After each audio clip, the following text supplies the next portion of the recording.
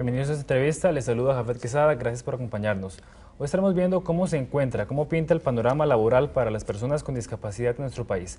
Para hablar de ello se encuentra con nosotros el diputado del Partido Accesibilidad Sin Exclusión, Óscar López. Diputado, gracias por acompañarnos hoy en Nexos. Gracias a usted por invitarme.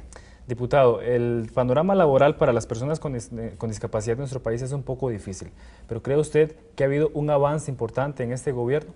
Lamentablemente no lo ha habido. Los datos del Banco Mundial establecen que las personas con discapacidad en cuanto a materia laboral siempre son las últimas en contratar, pero las primeras en despedir. Lamentablemente esta relación perversa se repite en Costa Rica como en el resto de países, sobre todo países subdesarrollados. A tenor de esto, yo impulsé el decreto ejecutivo que definía que el 5% de plazas laborales en el sector público tenía que ser ocupado por personas con discapacidad en idoneidad. El gobierno firmó el decreto, lo convirtió en directriz hace más de 2 años y hasta el momento no han hecho nada por implementarlo. Toda vez que yo ese mismo decreto lo estoy convirtiendo en proyecto de ley, ya va a aprobarse en la Asamblea Legislativa, pero parece que a esto le hace falta un ingrediente muy importante y es la sensibilidad humana. Creo que en el gobierno hay carestía de sensibilidad humana sobre temas tan importantes como es abrir oportunidades laborales para las personas con discapacidad. ¿Cree usted que la ley 7092, donde se establecen las cláusulas para el trabajo, está cumpliendo su trabajo? La ley 7092 que usted menciona es la ley que habla sobre incentivos fiscales en materia de impuestos sobre la renta para empresas que contraten a personas con discapacidad. Lamentablemente los alcances de los incisos de esta ley son tan pobres y tan pocos y tan complicados que no ha habido un atractivo realmente importante para el empresariado privado.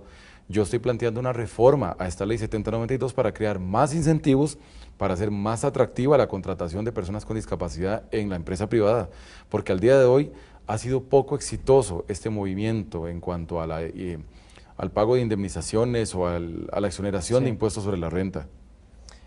¿Cree usted que las empresas tienen poco conocimiento de esta ley y porque ellos contratan a las personas, pero la labor de fiscalización por parte del gobierno, ¿dónde está? Porque uno dice, bueno, he hablado con personas con discapacidad o que conocen a algún vecino, algún familiar, y ellos me dicen, bueno, cuando vamos y dejamos el currículo, ellos nos lo reciben con todo gusto, sin embargo, no nos llaman. ¿Dónde está la labor de fiscalización por parte del gobierno? Lamentablemente el Consejo Nacional de Rehabilitación no cumple el rol que debería estar cumpliendo. Es una entidad, es un elefante blanco con un presupuesto de más de $2 millones anuales, dinero que debería estarse utilizando de una mejor forma. Y mi crítica no es a los empleados, que son extraordinarias personas, sino a la entidad como tal, como monstruo jurídico. En este sentido, el Consejo no está cumpliendo a cabalidad la orden de fiscalizar y de ser rector en materia de discapacidad.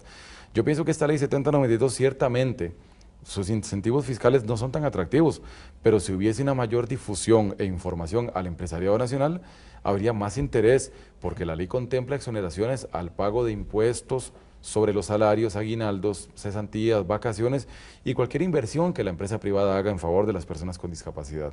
¿Qué pasa? Que no hay una difusión, no hay un conocimiento más fuerte sobre los beneficios que podrían derivarse de esta ley. Entonces, ¿cree usted que la falta de información hacia las empresas, porque ellos piensan bien como mito que contratar a una persona con discapacidad genera gastos, cuando más bien lo que hace es exonerarlos de rubros? Son dos situaciones. La falta de información es un elemento importantísimo. No hay la información correspondiente a las empresas por parte del Consejo de Rehabilitación.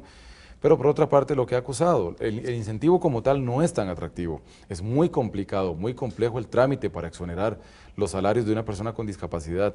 Por eso yo he planteado una reforma para hacer más fácil, más dinámico y de menos requisitos y sobre todo un incentivo mayor a las empresas para estimularles a contratar a personas con discapacidad en virtud a que mi decreto que el gobierno firmó ha sido una burla por parte del gobierno para las personas con discapacidad en este país.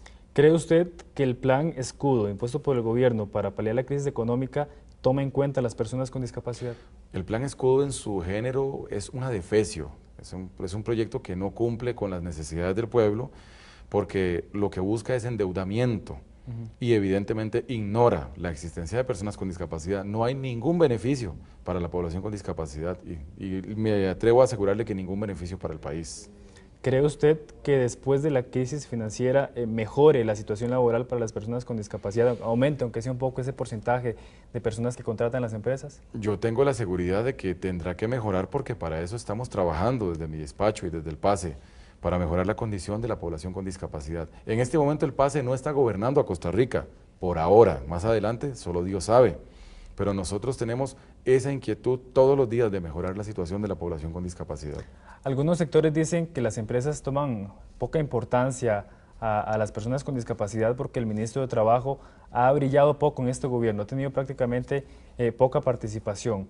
¿Cree usted lo mismo, que las empresas no estén contratando personas porque no está el ministro ahí viendo, visualizando la labor de ellas? Lamentablemente el ministro de Trabajo ha sido consecuente con una dinámica de gobierno. Él no es un representante de los trabajadores, como no es representante del pueblo, en algunos casos la ministra de Salud, que ha hecho una buena labor en muchos campos, pero en otros nos ha quedado debiendo al pueblo. Son representantes de los sectores financistas de este país, más que representar a los intereses del propio pueblo. Ahora, la Convención Interamericana, ¿qué beneficios le traería a las personas con discapacidad en el área laboral?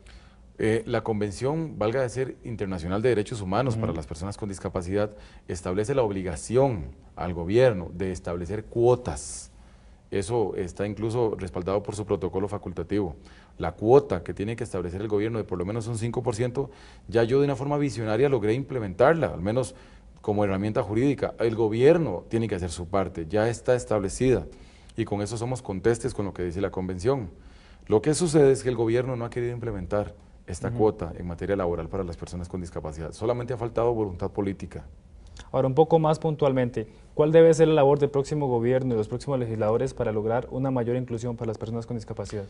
Simple, que esta reforma a los incentivos fiscales para empresas privadas se apruebe, la que yo estoy impulsando, y que haya seriedad en el gobierno a la hora de tener plazas disponibles por medio del servicio civil, pues que reserven el 5% de estas plazas en cualquier ámbito de la sociedad para las personas con discapacidad, que estén en capacidad idónea de trabajar. Bien, diputado López, gracias por habernos acompañado hoy en Nexos. Bien, hasta aquí esta entrevista. A ustedes gracias por su compañía. Yo soy Jafet Quesada. Sigan con más de Nexos.